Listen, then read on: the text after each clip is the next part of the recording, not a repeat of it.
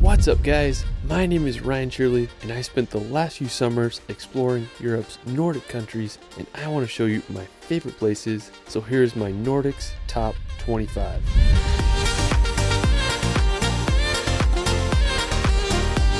The Nordics have to be one of my all-time favorite regions. It's made up of Norway, Sweden, Finland, Denmark, and Iceland. They offer some of the world's most unique landscapes, from the fjords of Norway to the dramatic sea cliffs of the Faroe Islands. The Nordics have so much to offer. Let's start this video off in Lofoten. Now, Lofoten Islands are located in northern Norway, and even though it's in the Arctic Circle, you feel like you're on a tropical island there. I was lucky enough to go there about 2 summers ago, and I had an incredible journey road tripping through Lofoten.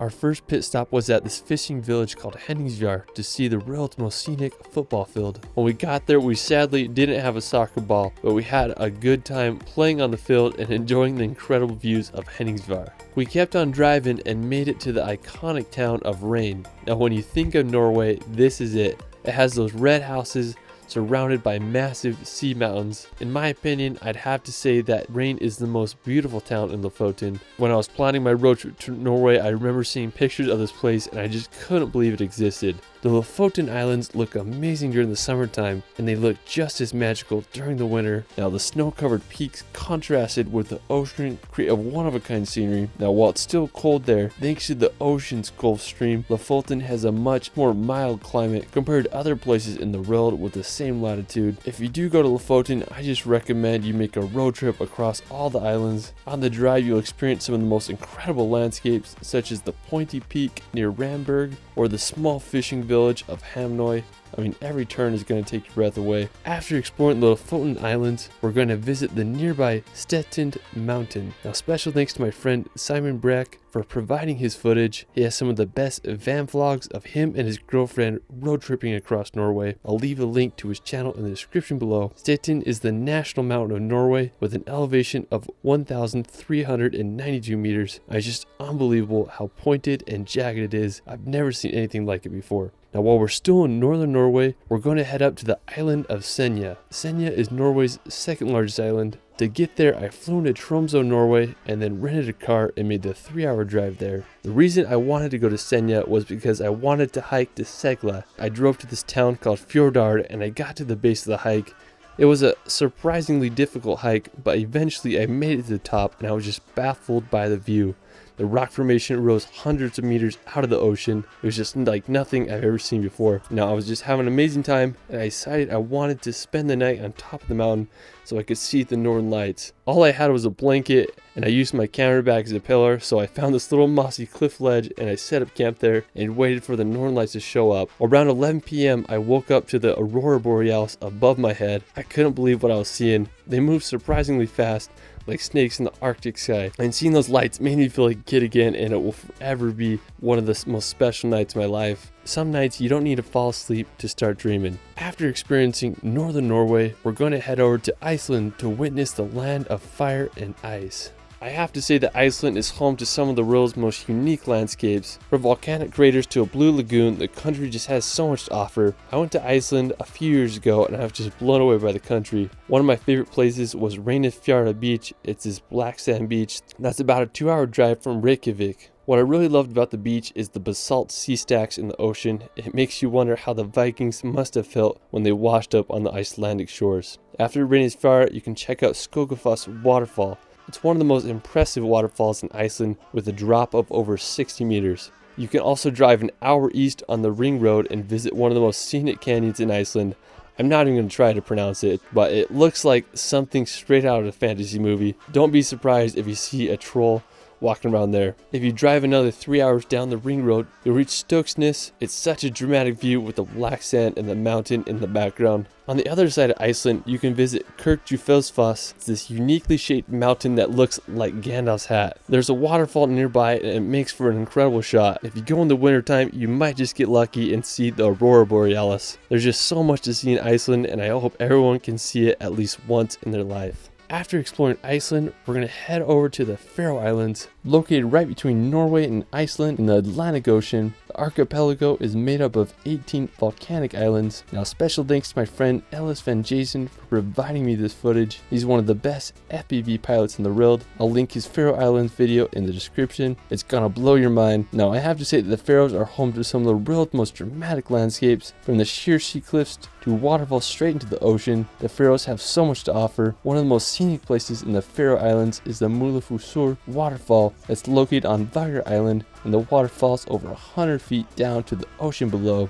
One of my personal favorite places is the island of Kalsoy. It has an incredible lighthouse that overlooks some of the biggest sea cliffs I've ever seen. After the Faroes, we're going to head over to Denmark to visit Copenhagen. Now, Copenhagen started as a Viking fishing village in the 10th century and became the economic center of Scandinavia during the Renaissance. Today, Copenhagen is the cultural, economic, and governmental center of Denmark. One of the most recognizable places in Copenhagen is the Nyhavn Canal. It's a 17th century canal that is lined with beautifully colored houses and historical wooden ships. It's just a great place to walk around and enjoy some Danish restaurants and cafes. Another impressive spot in the city is the Copenhagen Opera House. It's one of the most modern and expensive opera houses ever built, with an estimated cost of $500 million. After Copenhagen, we're going to head over to the nearby Malmo. Now, located on Sweden's southern coast, Malmo is the country's third largest city. The 8-kilometer Orsisund Bridge connects Malmo to Copenhagen. One of the coolest features of the city is the Turning Torso skyscraper. It's a 190-meter tall tower that was built in 2005. It's the tallest building in Scandinavia, and it's claimed to be the world's first twisted skyscraper. And it's just such a unique feature that adds to the beauty of Malmo. Right next to the Turning Torso is one of Europe's biggest skate parks. Malmo is such a charming city that you gotta check out. After Malmo, we're gonna head over to Sweden's capital of Stockholm. I was able to visit Stockholm last summer, and I was just pleasantly surprised. It's made up of 14 islands and 50 bridges. Compared to other Nordic countries such as Norway and Iceland, I felt Sweden was much more affordable. I had a good time walking around the city and using their public transportation. I swear I rode on the world's biggest escalator. I just love the buildings and architecture there. It reminded me a lot of Copenhagen with its colorful buildings and canals full of wooden ships. I mean, it's just such a wonderful city, and I think everyone should give it a visit. If you want to visit some of Sweden's nature, I'd highly recommend driving to the northern part of the country. I did a road trip there a few summers ago, and it was just beautiful driving through endless pine trees and quaint Swedish landscapes. A beautiful place to visit in northern Sweden is Ristafallet. It's one of Sweden's most powerful waterfalls. It's a 14-meter drop and over 50 meters wide, making it a stunning amphitheater shape. I mean, just such a magical spot. Now, after exploring Sweden, we're going to head over to neighboring Finland.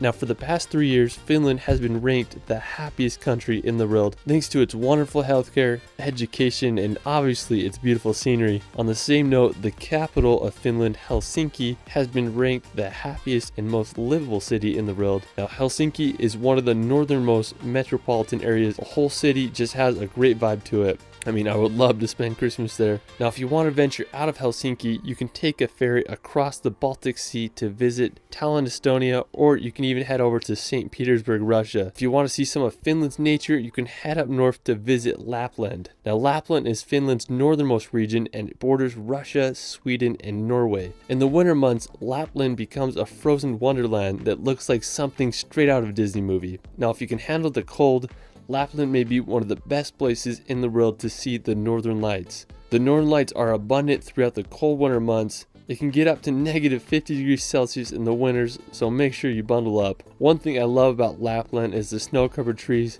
They look like something out of a Dr. Seuss book.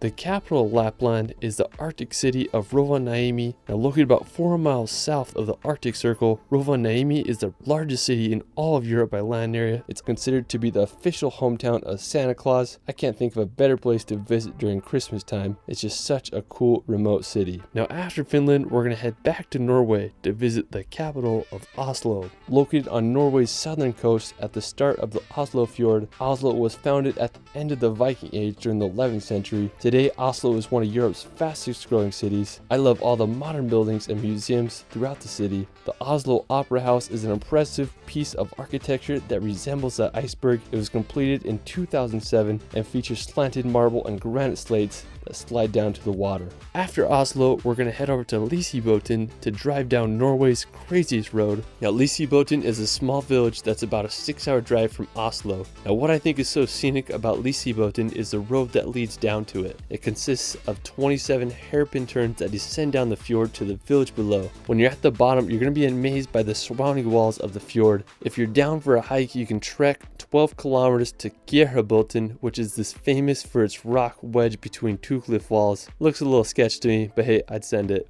After Lisebotn, we're going to head over to the nearby Pulpit Rock. Located in the same fjord as Lisebotn, Pulpit Rock is a famous flat-top cliff with a straight drop of over 600 meters. To get there, you can park in the base camp and make the 6-kilometer hike. The rock can be super packed, so if you want to avoid the crowds, you can wake up super early and get to Pulpit Rock to enjoy the sunrise. I mean, I can't think of a better place to watch the sunrise. I just can't believe how big the cliff walls are. I mean, it just goes straight down to the fjord below. It's just such a stunning place. Alright, so another hike to do in Norway is the trek to Trolltunga. Now, Trolltunga is possibly the most iconic rock formation in Norway as it shoots out over 2,000 feet from the lake below. Trolltunga is definitely the hardest hike of the three. It's a 28-kilometer round-trip trek that takes anywhere from 8 to 12 hours to do, so make sure you give yourself plenty of time. You can start the hike at the main trailhead and hike in 14 kilometers in to reach the famous Trolltunga Rock. If you go between June 1st and September 30th, you don't need a tour guide, but if you go in the winter months, you definitely need one because it is a little sketch. While it is a strenuous hike, it offers some of the best views in Norway. From Trolltunga, we're going to make the 7-hour journey to the magical town of Bergen. Located on Norway's southwest coast and surrounded by mountains and fjords, Bergen is one of Norway's most charming cities. Bergen was founded back in the 11th century thanks to its maritime trade domination. Bergen was the largest city in Norway until the 1830s. Today, it's famous for its colorful wooden houses on the old wharf. If you're in the city, you can hike to the Floyen mountain to get amazing panoramic views of the city. After Bergen, we're going to take a drive on one of Norway's most famous routes, the Atlantic Ocean Road. This 8.3-kilometer road runs across an archipelago of islands as it connects the islands of Averøy to the Romsdal Peninsula. The Atlantic Ocean Road was completed in 1989 and cost 122 million Norwegian krone to make. It's made up of 8 bridges and 4 resting places. The route is an impressive feat of engineering and it won the Norwegian Construction of the Century Award. So if you decide to go on a Norway road trip, you have to take a drive on the Atlantic Ocean Road. While we're still on the topic of roads, if you drive just 2 hours south, you'll reach another one of Norway's most famous routes, Trollstigen.